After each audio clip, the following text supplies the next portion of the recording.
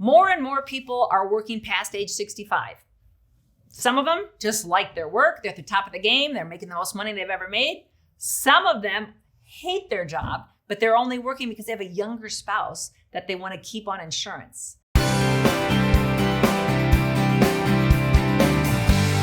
So I got a lot of those people that they don't want to work, but they're going to work a couple more years just to provide health insurance for the younger spouse.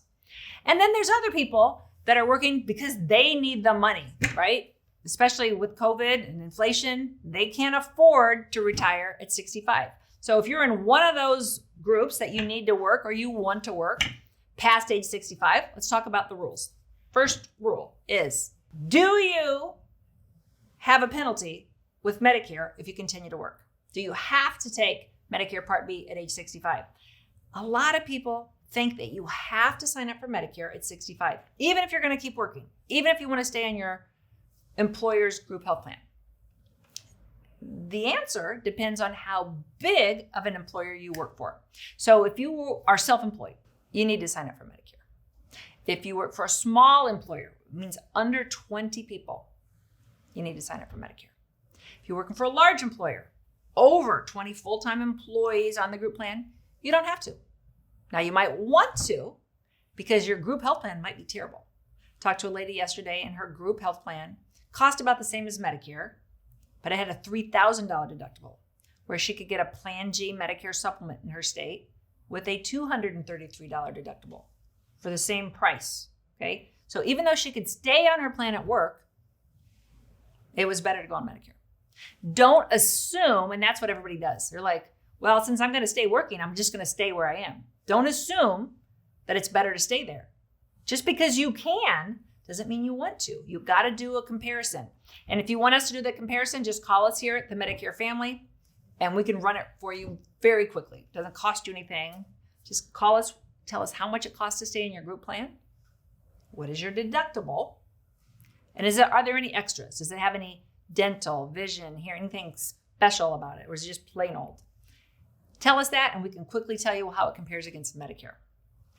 If you're self-employed, you need to sign up for Medicare. Now, I had somebody this week that said, I can't believe the government makes me sign up for Medicare. The government doesn't make you sign up. You do not have to sign up. But if you later decide that you want Medicare, and eventually you will, that's when you sign up, you will incur the penalty. The late penalty is pretty steep. It is 10% more for every year that you were eligible for Medicare that you didn't sign up. So I typically get somebody at 65 and they're like, I'm not going to do it. I'm healthy. I don't take any drugs. I'm just not going to do it. Then about 68, 69, they call me and they got some stuff.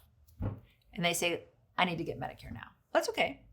We can do it. Not every day of the month. There's only certain times of the year that we can sign up. So we'll get to that point. And then you will have a penalty. So if you're 3 years late, you'll pay 30% more. If you're 4 years late, 40% more. You'll pay that every month for the rest of your life. It's lifetime. It's not going to go away. 30% more of what? Of the monthly cost for Medicare Part B. So in 2022, the average person, which the majority of people, it's not just the average, they're paying $170 a month for their Medicare Part B. So if you're late and you have to pay 30% more, it's 30% more of that $170. Now, Part B goes up every year. So last year it was only $148. So last year you paid an extra 30% of $148. This year you're paying 30% of $170. Next year, you see what I'm saying? It's going up. Your penalty is going up. You don't want to get into the penalty situation, which is why a lot of prudent people, they just sign up for Medicare at 65, even though they know they want to continue to work for 1, 2, 3, 4, 5, 10 years. They just don't want to get a penalty. Okay, I can kind of understand that thinking. But then they'll come in and they'll sit with us and we'll be explaining to them that, hey, you just wasted $10,000 in the last 5 years. They're like, oh, I shouldn't have gotten Part B? No, you didn't have to get Part B. Oh, well, no one told me. Can you get it back? No. So I hate to have that conversation. So if you want to continue to work past 65 for a large employer, again, meaning 20 or more people on the group health plan, you do not have to take Medicare. If you want to stay in your group health plan and you're really sick and you have active cancer, you might want to keep both coverages, link them together for better. So your group plan will pay first. It's primary. But you have some deductibles and coinsurances. You could get Medicare secondary to come in behind it and pay those. Unless you're really sick, the math doesn't make sense to pay for your group health plan and your Medicare. But if you're really sick, that could. In general, if you like your group plan, if you've determined that it is the best coverage at the best price, don't sign up for Medicare. Just wait.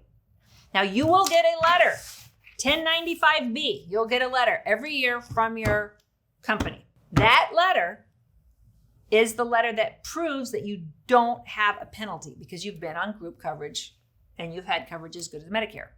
So you got to keep that letter for every year. Keep it in a file so that when you do want to come off your group plan, you just give us those letters and there's no penalty.